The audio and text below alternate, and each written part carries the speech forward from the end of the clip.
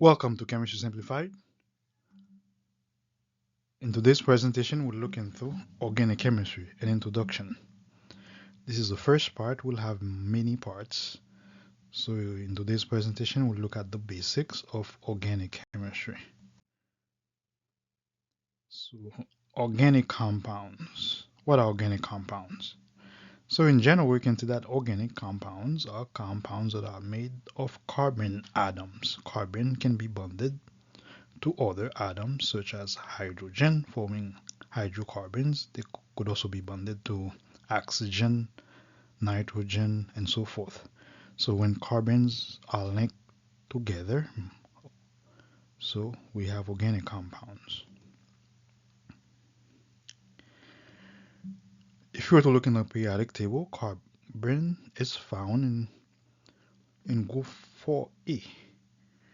So carbon has 4 valence electrons, and carbon is a nonmetal. So carbon would like to form 4 covalent bonds in order to achieve the octet rule.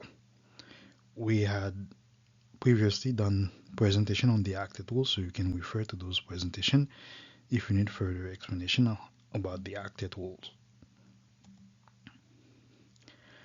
When carbon is bonded to hydrogen, we refer to these compounds as hydrocarbons. So hydrocarbons can be described as being saturated, meaning that there is only carbon-carbon single bonds along with hydrogen. And they could also be classified as unsaturated. Unsaturated meaning that we could have 2 or more carbon-carbon double bonded to each other. So saturated hydrocarbons are referred to as alkane, meaning there is no carbon-carbon double bond. And when naming alkanes, we use a suffix ane, like methane, propane, and so forth.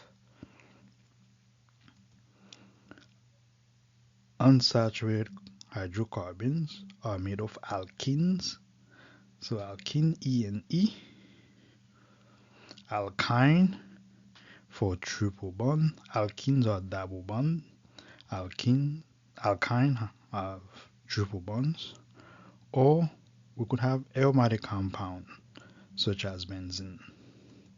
So we said alkenes, we name them with the suffix ene because they have carbon-carbon double bond. Alkynes, when naming them, we'll use the suffix yne, and we said alkynes, they have carbon-carbon triple bonds. And aromatic compounds normally have benzene. It's a little bit more complicated than that, but for simplicity, we'll just say benzene is the most commonly known aromatic compound. They all contain benzene.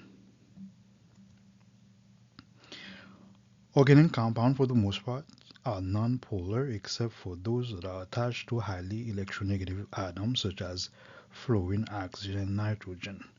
And since they are non-polar, we expect them to be insoluble in water.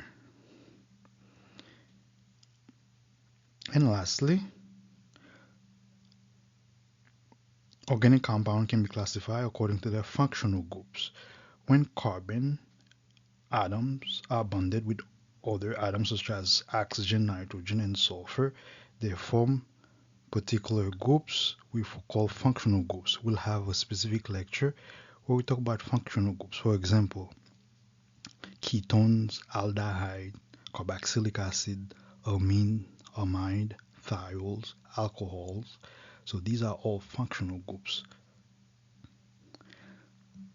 This is the end of our presentation. Please remember to like, subscribe, and share, and use the comments section to let us know if you had found our presentation to be useful. Thank you.